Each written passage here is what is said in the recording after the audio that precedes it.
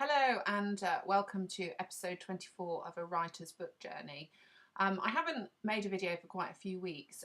Episode 23, I've just read the prologue, which is a fixed part of the book, Looking for Mr. Rabbit.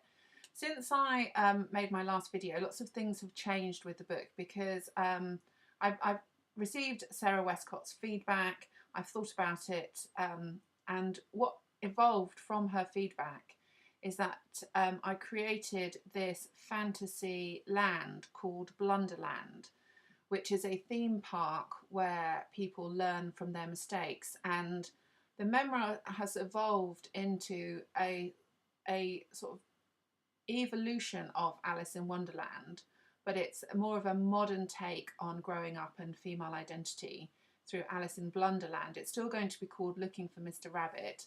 So what I've done is I have drafted the beginning of the first chapter, which I'm going to read to you now, and I'd love to hear what you think about it and what your feedback is. It's a bit rough around the edges. It definitely needs an edit. Some of the tenses are not quite right, but I've put it on paper and I've sent it to Sarah Westcott, and she's going to feed back to me on this first chapter. So what I will then do in my next video is I will feed back to you what she says to me about this writing. So you can hear the writing, see what you think about it. I'd love to hear your thoughts, and then also we'll then give the professional editor's perspective on the piece of writing. So the prologue is in the video episode 23, and then this would be the first chapter. Now obviously Sarah Westcott fed back and said that we will follow the chapters of Alice in Wonderland. So the first chapter is called Down the Rabbit Hole. So full circle. My life has come full circle. 20 years on and I'm back at the beginning. Back in the town I fled, sort of, on the outskirts, as a hybrid. But now I'm older, greyer, fatter and fading, not blooming, shining and burgeoning. I'm imprisoned by the educational curriculum, tied to its agenda, stuck in the ebbing rhythm of routine. Under my wing are my fledglings. They need a safe place to grow, to find themselves and discover their own destiny and circumstances. Maybe fate brought me back here to where I am now, the prison I left 25 years ago. Full circle. My life has come full circle. I threw open the doors of the airing cupboard. Today was the day this monstrosity would be tidied, colour-coded and presented with the finesse of a Parisian boutique. Or maybe I would just settle for a Gap shop. I would not be distracted by Facebook. Oh, wait a minute. I haven't posted a status declaring my intention of sorting out my airing cupboard. If I don't do this, how will people know what I have achieved today? Those with messy airing cupboards may even be inspired to declutter their own. Status. Today, I am tackling the Kilimanjaro of domestic chores. Yes, people, I am sorting out my airing cupboard. Wish me luck. I click post. I am not actually climbing a mountain, but it feels like a mountain to me. In fact, I would rather be climbing Kilimanjaro than sorting out my airing cupboard. Perhaps I should go and make a coffee first. Give me a little caffeine kick to motivate me. Procrastinate, procrastinate. I am worse than my kids and their homework. I should take my own advice. Stop complaining about it, just get on and do it. Then it's done and you can do the things that you want to do once it's done. I can hear myself urging them on. I'm not sure who hates homework more, me or them. I feel like I'm going through school again for the second time. It wasn't like this for me. I was just left to battle it on my own, but I was motivated. I was competitive at school. I wanted to do well. My kids don't care. They hate school. They are not competitive. It's about understanding that my children are not me. They are born of me, but they are their own person, with their own mind and narrative yet to be written. It begs the question, why do I even care about my airing cupboard?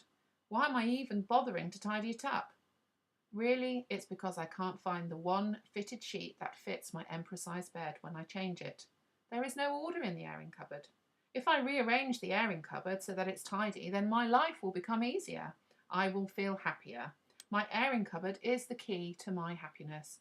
Or maybe I'm overthinking it. Maybe my airing cupboard is just disorganised and needs straightening out.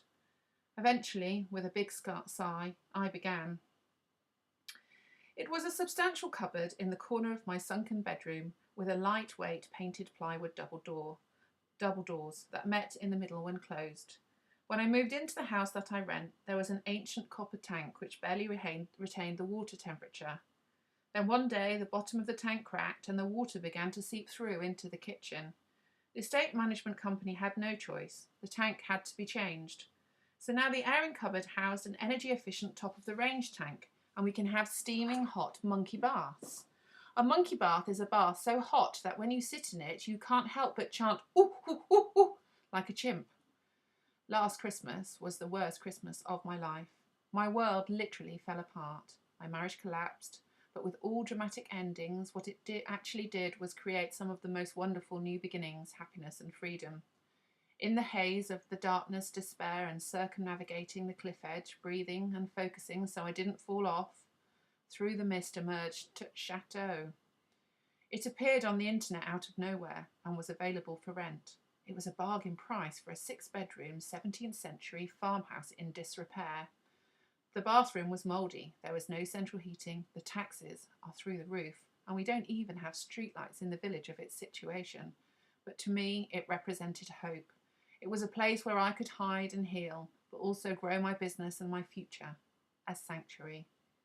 There was room to breathe with its majestic hallway and stone flagstone floor, its ancient oil Argus stove, and a dressing room. My bedroom has lead-framed windows and a seat that looks out over the woods, with a decent-sized office on the top floor, a playroom of wonkiness and 6 large rambling bedrooms, so big that my children could grow into teenagers without feeling like the house was shrinking around us. As my marriage crumbled, my husband and I agreed that we could escape the scrutiny of living in the goldfish bowl of military quarters and find our truth together if we threw everything we had at the chateau and severed our life in half. We had both become lost in the endless treadmill of enduring operations in Afghanistan, Iraq and other dangerous, volatile places where death lurked around every corner. Chateau was a magical place, and I am healing.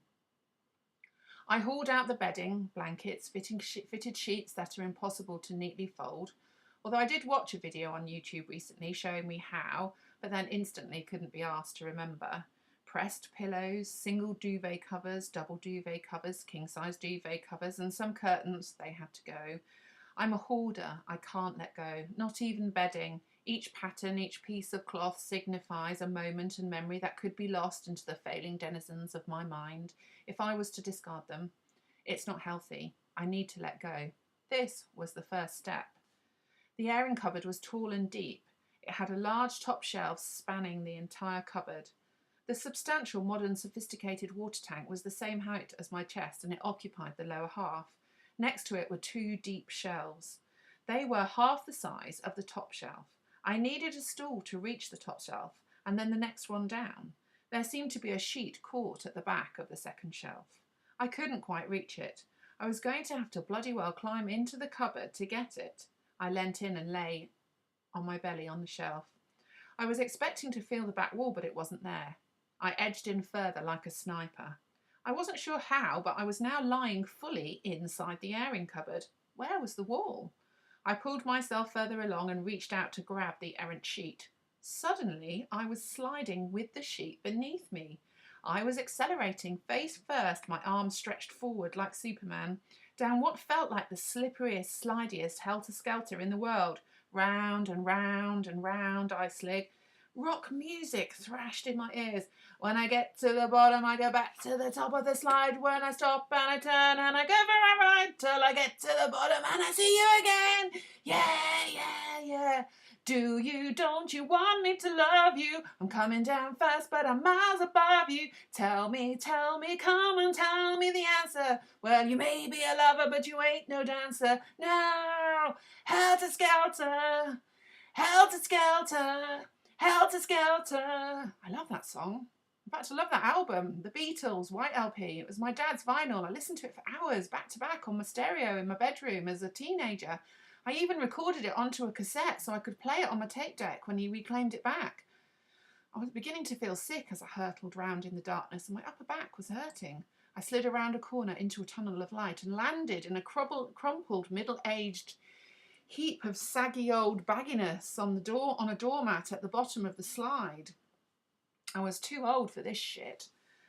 I dragged myself off the floor and looked up. I saw a red and white striped vintage helter-skelter with a Camelot crown that disappeared into the clouds. Curiouser and curiouser, I thought. Where were the steps? From what I could see, there was no way back to the top. Perhaps it was a dodgy Nespresso coffee that I drank this morning. Maybe it was actually laced with LSD. As I looked around, I saw above my head a big fairground sign written in red and yellow carnival font. Welcome to Blunderland, a place where you learn from your mistakes. Finally, you are here. The rulemaker said you were coming. I have been waiting for you, a tinkly female voice said. I looked around but couldn't see anyone. Who said that? I snapped. I did. I'm here, in front of your nose. Ahead of me, I saw the most beautiful butterfly, about 15 centimetres wide, gently flapping above my face. The outline of the wings were like a shimmering black ink blot, but within was a candescent, glistening indigo blue. The body was black and covered in a silky velvet moleskin with a face that took a human female form. A face that seemed familiar to me. I raised my hand and the butterfly landed on my finger. As she closed her wings, the underside was brown and her fine blue radiant livery vanished. I was sure my eyes were deceiving me. Was this butterfly talking to me? I am Papillon. I have been sent to guide you through Blunderland and help you get back to your fledglings. In return, you must help me find Mr. Rabbit. He is wanted by the rule makers. You have been sent to help me find him, she said. So, that is the first chapter of Looking for Mr. Rabbit, or some of it. I think it could be longer. I'd love to hear what you think. Don't forget to follow me on Twitter, @ModMilitaryMum. Find me on Facebook, Claire McNaughton. Get me at my blog at modernmilitarymother.com. YouTube, @ModMilitaryMother. Like, share, comment, subscribe. I'd love to hear from you. I'd love to hear what you think. What do you think of the evolution of the book? Let me know. Speak soon.